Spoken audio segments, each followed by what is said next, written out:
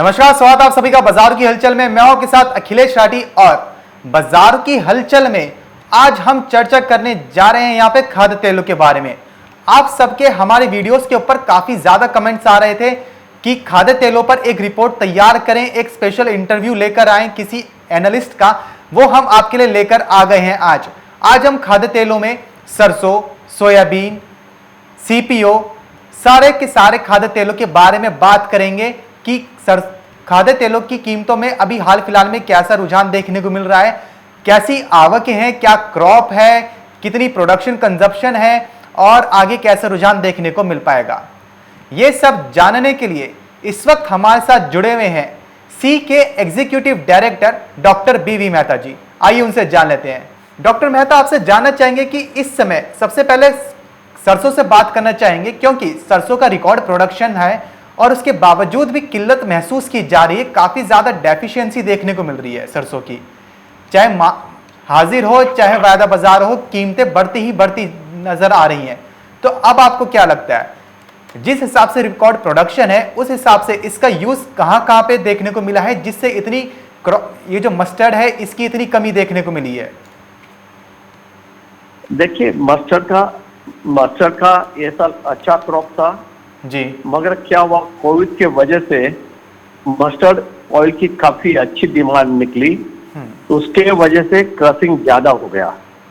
और आज अभी हालत ऐसी है कि जो नॉर्मली जो क्रशिंग होता था उससे 15-20% ज्यादा क्रशिंग हुआ है। कंजम्पशन भी बढ़ गया क्या मस्टर्ड ऑयल का। और जब भी सोया और सनफ्लावर के इतने ऊपर दाम चले तो मस्टर्ड भी उसके साथ में चला है। और पर्टिकुलर नॉर्दर्न इंडिया और ईस्टर्न इंडिया में मस्टर्ड के लिए एक हवा भी बनी थी कि भी मस्टर्ड ऑयल कोविड का प्रोटेक्शन देता है, तो उसके लिए भी ज्यादा कंजम्पशन हुआ है। और इसके वजह से आज प्राइस इतनी ऊपर है कि ज्यादा मस्टर्ड बचा नहीं है। तो क्रशिंग हुआ है उसके सामने, प्रोडक्शन सामने जो क्रशिंग ज्यादा हुआ है। जी हाँ जी। तो जैसा कि डॉक्टर बीवी मेहता ने बताया कि मस्टर्ड का जो प्रोडक्शन है रिकॉर्ड तो हुआ है, लेकिन जो क्रशिंग है, जो पेराई है, वो जरूरत से ज्यादा देखने को मिली है। लगभग 15 से 20% जो पेराई है वो ज्यादा देखने को मिली है मस्टर्ड की, जिसकी वजह से मस्टर्ड की जो किल्लत है वो महसूस की जा रही है। और उनके अनुसार जो कोविड जैसे चला था, काफी बड़े लेवल्स पर कोविड के पेशेंट्स देखने को मिल रहे थे, उसमें भी ये आया था कि जो मस्टर्ड सीड है वो कोविड के लिए काफी ज्यादा फायदेमंद है, कंज्यूम किया जा सकता है। डॉक्टर मेहता, एक और खबर निकल के सामने आई है कि सी का बयान आया है कि कैनोला ऑयल को भी यूज किया जा सकता है। तो आपका इस पर क्या कहना है कैनोला ऑयल को लेकर? और आयात शुल्क में भी इसको लेकर कुछ सी की तरफ से बयान आया गया है। सही बात है। पहले आज से 3 साल पहले तो कम से कम 2.5 से 3 लाख टन इंपोर्ट होता था। तब लास्ट 2 साल से अपना मस्टर्ड का क्रॉप अच्छा रहा जी। तो एक कैनोला ऑयल जो 00 वैरायटी बोला जाता है, कैनोला ऑयल और द रैपसीड ऑयल 00 वैरायटी, उसका इंपोर्ट 50 से 60,000 टन पर एनम रहा है। पर जब भी अभी जैसे गवर्नमेंट ने सोया और सनफ्लावर में ड्यूटी कम की जी, तो हमारे जो मेंबर है जो rapeseed import, crude rapeseed oil import करके रिफाइन करता है, उन्होंने एसोसिएशन को रिक्वेस्ट की कि भाई हम भी क्रूड रैपसीड ऑयल ला सकते हैं, रिफाइन करके यहाँ बेच सकते हैं। और उनकी एक मार्केट भी बनी हुई, लोगों को रिफाइंड रैपसीड ऑयल खाना चाहते हैं जो कैनोला ऑयल। तो उसके लिए आप गवर्नमेंट को रिक्वेस्ट कीजिए कि भाई सेम लेवल ऑफ ड्यूटी लगानी चाहिए। तो हमने और गवर्नमेंट को रिप्रेजेंट किया कि सोया, सन और जो सन की ड्यूटी कम किए 30 सितंबर तक कोई लाइन पे रैपसीड ऑयल की भी, क्रूड रैपसीड ऑयल की भी ड्यूटी कम किया जाए। तो और उसमें एक और भी फायदा है रैपसीड में कि आज दुबई में 2 बड़े प्लांट है 5,000 टन क्रशिंग कैपेसिटी का। और जो आज वो रैपसीड ऑयल बनाता है क्रूड, मेनली चाइना जा रहा है, मलेशिया जा रहा है जी। तो अगर हम आज हमारे यहाँ शॉर्टेज है एडिबल ऑयल की, तो वहां से 1 हफ्ता के अंदर रैपसीड ऑयल आ सकता है। एक चीज आप समझ लीजिए, कैनोला ऑयल और कैनोला ऑयल जो है ट्रेड में है, वो रेपसीड ऑयल है, बड़ी अलग वेराइटी है।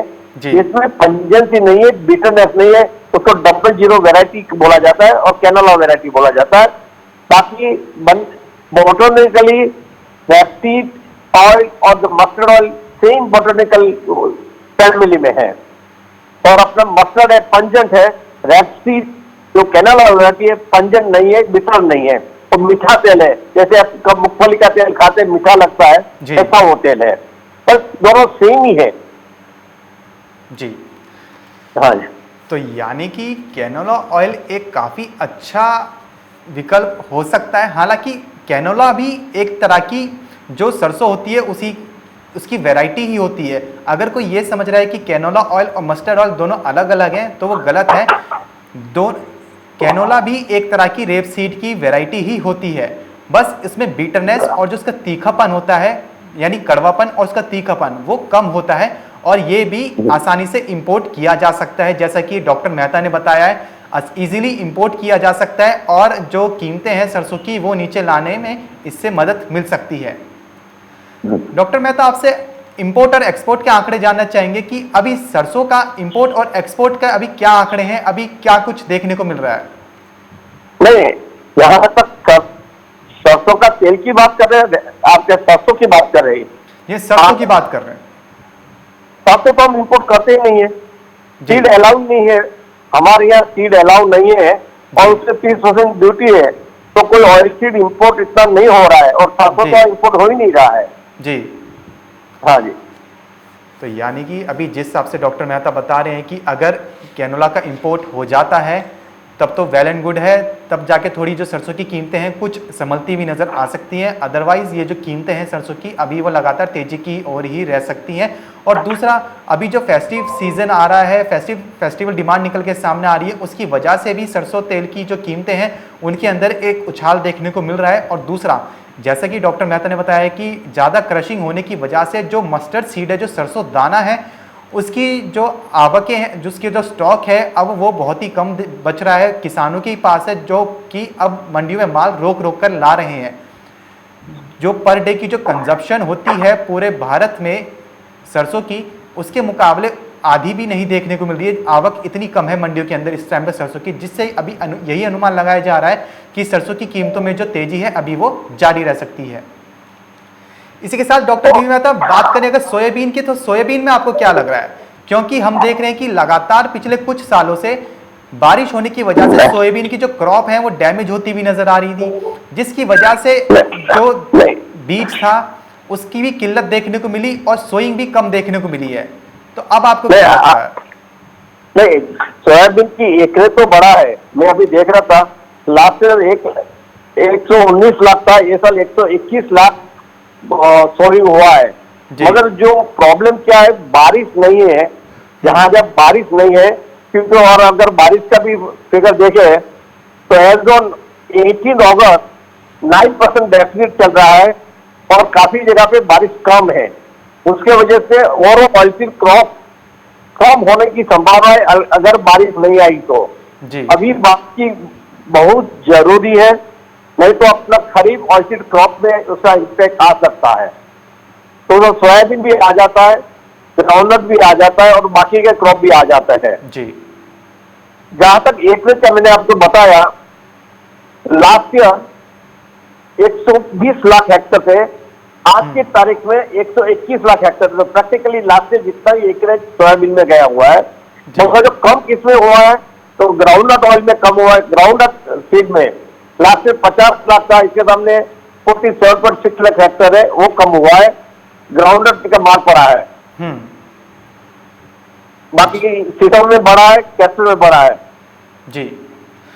डॉक्टर मेहता, सरकार की तरफ से भी एक बयान निकल के सामने आया कि जो सोया मील का आयात करने की बात करी थी कि 12 लाख टन सोया मील का इंपोर्ट किया जाएगा पोल्ट्री इंडस्ट्री के लिए, तो इससे आपको क्या लगता है? इससे सोयाबीन की जो प्राइसेज है उन पर कितना इंपैक्ट पड़ सकता है और सोयाबीन इंडस्ट्री कितनी इंपैक्ट कर सकती है? देखिए, उसके इंपैक्ट बढ़ेगा ही, क्योंकि देखिए मैं सामने देख रहा हूँ एनसीडेक्स सितंबर में, जो अभी जो सोयाबीन 7,600 दिखा रहा है जी, अक्टूबर में 6,180 हो गया, नवंबर में 5,970 है और जाने होते में 6,000 है। तो मतलब जो आज एक आर्टिफिशियल शॉर्टेज है, आर्टिफिशियल शॉर्टेज में इसके लिए मैं बोल रहा हूँ कि भाई थोड़ा भी माल है, माल बाहर नहीं आ रहा है। तो अगर सोयाबीन मिल आएगा तो जिसके पास में माल पड़ा वो भी बेचने को बाहर निकालेगा, और अगले कोड जो दिख रहा है वो भी लोएस्ट कोड दिख रहा है। तो मेरे ख्याल से अच्छा ही अगर सोयाबीन मिल अभी जो स्टार्ट हुआ है, और मेरे ख्याल से 3-4 लाख टन आ जाएंगे जो अक्टूबर तक अलाउ किया है, तो एक पोल्ट्री इंडस्ट्री को काफी राहत मिल जाएगी, क्योंकि आज पोल्ट्री इंडस्ट्री काफी सफर कर रही थी जी। तो एक अच्छा सराहनीय पगला स्टेप लिया है गवर्नमेंट ने कि अलाउ कर दिया टेम्पररी, और साथ में 30 अक्टूबर तक ही किया है। तो उसका मतलब है कि उसके बाद जब नया क्रॉप आया तो तभी किसान को कोई तकलीफ नहीं होगी जी। तो दोनों को बैलेंस किया है, कंज्यूमर का और किसान का, दोनों का बैलेंसिंग कर लिया है गवर्नमेंट ने, अच्छी तरह से किया है। उसमें खाली एक ही इश्यू आ रहा है, अभी गवर्नमेंट ने खाली नवा सेवा पोर्ट का अलाउ किया है, और नवा सेवा पोर्ट में एक लिमिटेशन है, क्योंकि वो मेनली पोर्ट है, कंटेनर पोर्ट है, लिक्विड पोर्ट है, वहां ब्रेकबल अब तक आता नहीं है जी। तो उसके वजह से अगर कोई वहां जहाज लेके आएगा तो तकलीफ हो सकती है। तो इसके लिए हमने गवर्नमेंट को कल ही लिखा है कि आप नवा सेवा के साथ में मुंबई पोर्ट और साउथ में अलाउ कर दीजिए, ताकि जो साउथ इंडिया में जितनी पोल्ट्री इंडस्ट्री है उनको वहां से नजदीक है, उनका माल मिल जाए। अगर वो बम्बई खाली आएगा नवा सेवा पे, तो अगर साउथ में जाना है तो कम से 800 से 1000 किलोमीटर आपको ट्रांसपोर्टेशन चार्ज लग जाएगा, काफी महंगा पड़ेगा जी। तो हमने गवर्नमेंट को सुझाव दिया है और उम्मीद रखते हैं कि वो गवर्नमेंट एक्सेप्ट करेगी, क्योंकि जेन्युइन डिफिकल्टी है जी। हाँ जी। यहीं से डॉक्टर मेहता बात करें अगर क्रूड पाम ऑयल की, तो क्रूड पाम ऑयल में आपको क्या लगता है, क्योंकि सरकार ने हाल ही में क्रूड पाम ऑयल मिशन भी लॉन्च किया है कि घरेलू स्तर पर ही, डोमेस्टिकली ही इसकी जो प्रोडक्शन है वो बढ़ाएंगे। इसके लिए सरकार ने फंड भी जारी किया है किसानों को, जिससे कि लाभ भी मिलेगा, इसका घरेलू स्तर पर ही प्रोडक्शन किया जाएगा, फसलें उगाई जाएंगी। तो इससे आपको क्या लगता है कि सीपीओ का बाजार आगे कैसा रहेगा, और क्या सीपीओ के आंकड़ों में कुछ बढ़ोतरी देखने को मिल पाएगी अगर भारत इस दिशा में आत्मनिर्भर बनता है?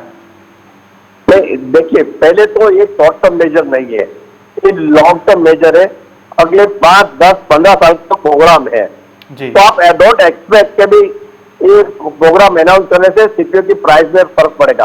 सीपीओ की प्राइस का जो है और इंटरसेप्ट प्राइस है, मलेशिया में, इंडोनेशिया में क्या प्रोडक्शन है, क्या डिमांड सप्लाई है, उसमें निर्भर करता है, अपना प्रोग्राम पे नहीं है। पर जो प्रोग्राम गवर्नमेंट ने लॉन्च किया है बड़ा अच्छा किया है जी। और जो टारगेट भी रखा है, आज हम इंडिया में 3.5 लाख हेक्टेयर का ऑयल पाम में है और कम से कम 3 लाख टन सीपीओ पैदा करते हैं, और चाहते कि 2025-26 तक 10 लाख हेक्टेयर ऑयल पाम में चला जाए, कम से कम 10 लाख टन का पैदावार सीपीओ भी पैदावार बने, और लंबा प्रोग्राम भी दिया है 2030 तक का। तो एक अच्छा स्टेप है, और ये चीज हम बार बार गवर्नमेंट को बता रहे थे कि ऑयल पाम एक ऐसा एरिया है जहां आपको अच्छी तरह से ऑयल मिल सकता है जी। तो साथ में गवर्नमेंट को जो शॉर्ट टर्म के लिए जो प्रोत्साहन देना चाहिए, वो सोयाबीन है, ग्राउंडनट है, मस्टर्ड है, राइस ब्रान है, कॉटन सीड ऑयल है, वहां भी काफी अच्छा पोटेंशियल है। उसका भी national mission of edible oil में उसको भी प्रोत्साहन देने के लिए ऐसी स्कीम रजू करनी चाहिए, पर अब तो आशा है कि वो करेंगे। अभी नेशनल मिशन ऑफ एडिबल का 2 डिवीजन है, एक national mission of edible oil 1, दूसरा नेशनल एडिबल ऑयल पाम। तो ऑयल पाम के लिए पूरा डिक्लेयर किया है, बाकी के लिए बाकी है, तो वो भी उम्मीद करते कि थोड़े वक्त में आ जाएगा, उसको उसके लिए जरूरी है जी। हाँ जी। डॉक्टर मेहता, ये भी खबरें निकल के सामने आ रही है कि जो जिस हिसाब से अभी तेलों की, जो एडिबल ऑयल की जो इतनी किल्लत महसूस की जा रही है, इसकी वजह से जो बायोफ्यूल में जो ब्लेंडिंग की जा रही थी उसमें भी थोड़ी कमी की गई है। तो इससे आपको क्या लगता है, क्या इससे प्राइसेस पर थोड़ा इम्पैक्ट पड़ पाएगा? तो थोड़ा ब्राजील ने जो 12%, 13% की अभी 10% के फिर से वापसी की है जी, तो थोड़ा फर्क पड़ेगा, मगर ओवरऑल सप्लाई डिमांड सिचुएशन ऐसी है कि सोयाबीन की प्राइस नीचे आने की संभावना कम है। आज वर्ल्ड में 240 मिलियन वेजिटेबल ऑयल पैदा होता है, उसमें से कम से 50 million, nearly 20% oil, vegetable oil biodiesel में यूज हो रहा है और कंपलसरी भी यूज है। उसके वजह से ही अपना एडिबल ऑयल के पुल में इतना कम मिल रहा है, उसके वजह से प्रेशर है प्राइस पे। और ऑयल को पैदा कर रहे हैं, वर्ल्ड ऑयल पैदा कर रहा है, पर खाने में नहीं आ रहा है, बायोडीजल के लिए जा रहा है, इसके वजह से प्रेशर है ही। जी अगर हम 13% का 10% करे, 12% तो अच्छा ही है। ब्राजील का न्यूज मैंने भी पढ़ा है, तो अच्छा न्यूज है, क्योंकि उससे थोड़ा सोयाबीन ऑयल की प्राइस थोड़ी सॉफर हो सकती है। जी, तो यानी कि अभी जो बायोडीजल प्रोग्राम जो चल रहे हैं विदेशों के अंदर, उसमें जो तेल तिलन की जो फसलें तेल तिलन का जो इस्तेमाल किया जा रहा है ब्लेंडिंग के लिए, कि उसकी वजह से भी तेल तिलन को एक डाइवर्जन मिल जाता है, जिसकी वजह से जितना जो स्टॉक है, जो अवेलेबिलिटी रहती है किसी पर्टिकुलर क्रॉप की, वो और भी कम देखने को मिल जाती है। और ऐसे वक्त में जब सोयाबीन की और सरसों की किल्लत महसूस की जा रही हो और सीपीओ के दाम भी ठीक ठाक ऐसे ही देखने को मिल रहे हो। बहुत बहुत शुक्रिया डॉक्टर मेहता हमारे साथ जुड़ने के लिए और जानकारी साझा करने के लिए, जिस हिसाब से आपने हमारे साथ जानकारी साझा करी। तो आशा करते हैं कि आपको हमारी जानकारी अच्छी लगी होगी, जो आज हमने रिपोर्ट आपके सामने ये पेश की है, आपके लिए पेश की है। फिलहाल बाजार की हलचल में बस इतना ही। मुझे दीजिए इजाज़त। नमस्कार।